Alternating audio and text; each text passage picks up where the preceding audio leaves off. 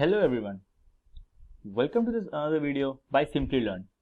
In this video, we are going to break down everything there is to know about the CSS animation.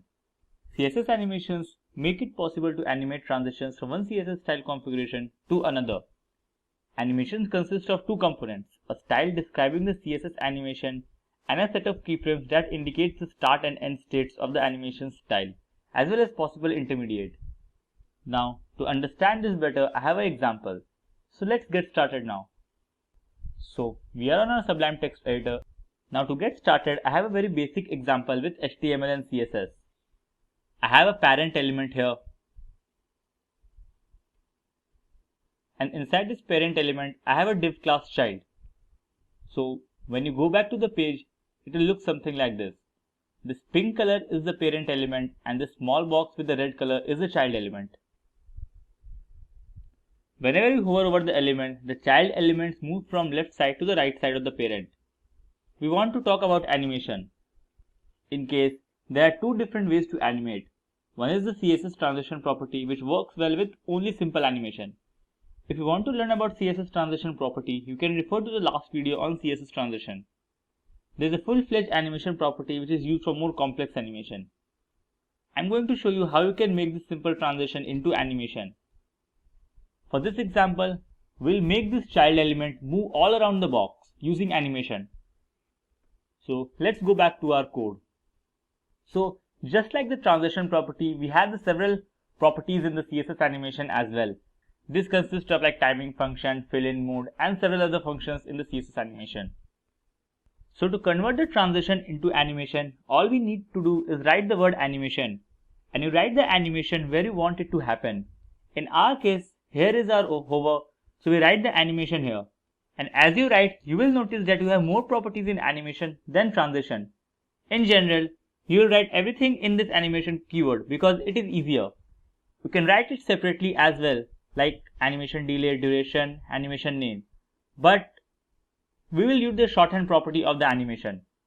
So we'll select the animation, and the first thing that the animation needs is the animation name. So we will give some name to this animation, say example. This is just like transition, we can specify our duration. In our case, we will use 1 second. So we have given the name of the animation, we'll give the duration.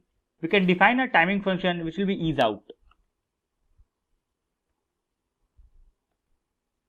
This is all the code we need for our animation. This line is same as writing it individually, like animation name,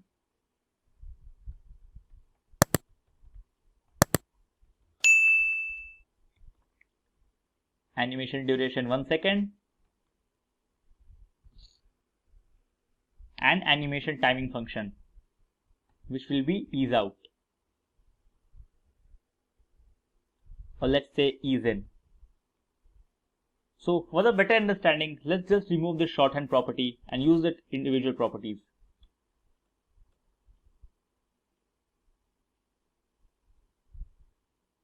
Now just save the file.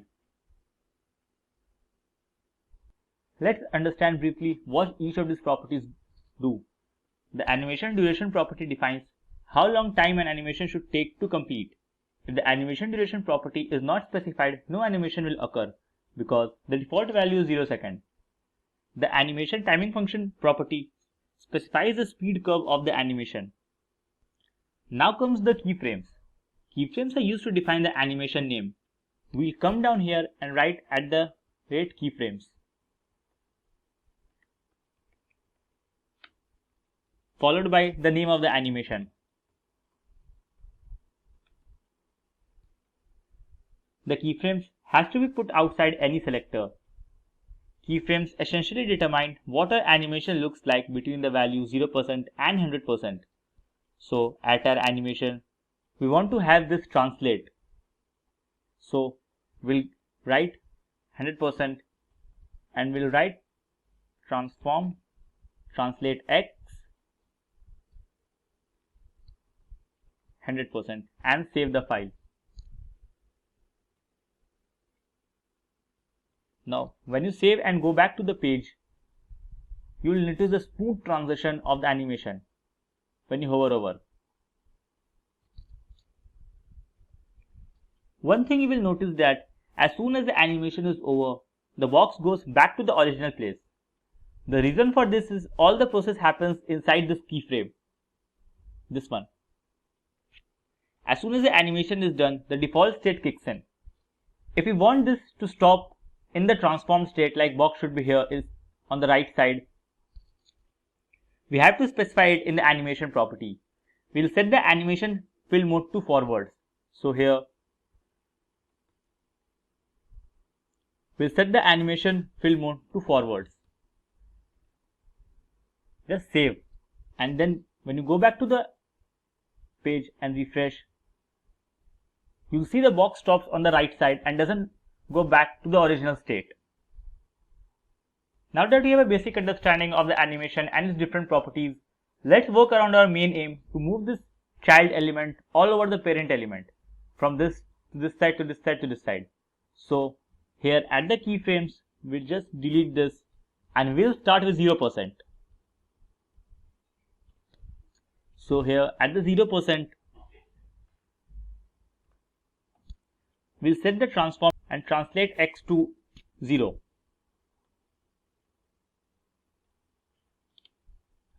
After that, at the 33%,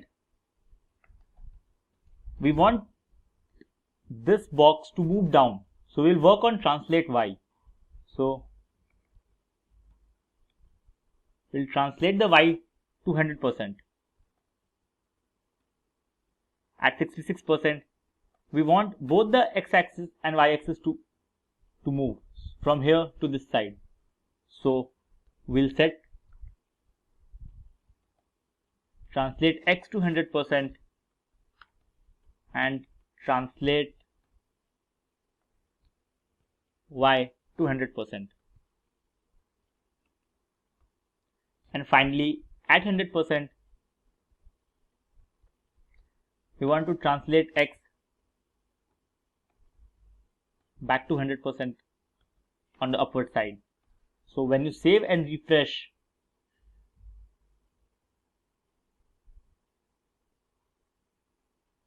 you'll see we have achieved our target. The child elements move all over inside the parent element.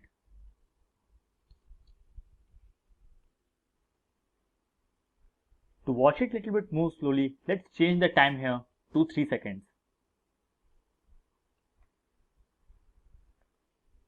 When you go back and refresh, you can see the box move a little bit slower.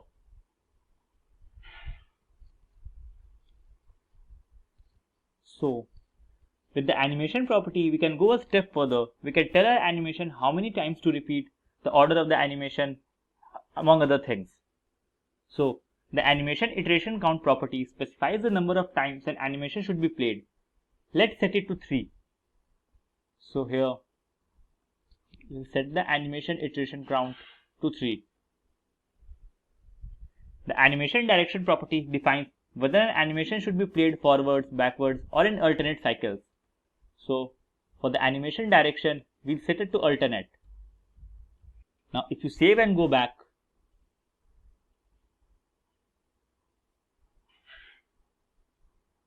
that's 1, 2,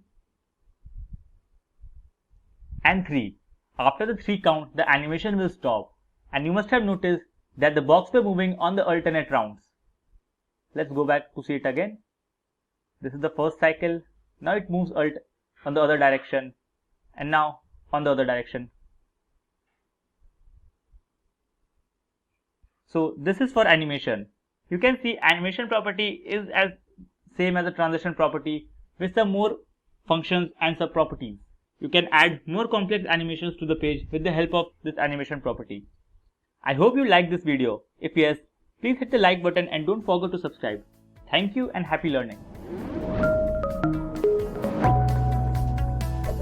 Hi there, if you like this video, subscribe to the Simplilearn YouTube channel and click here to watch similar videos. To nerd up and get certified, click here.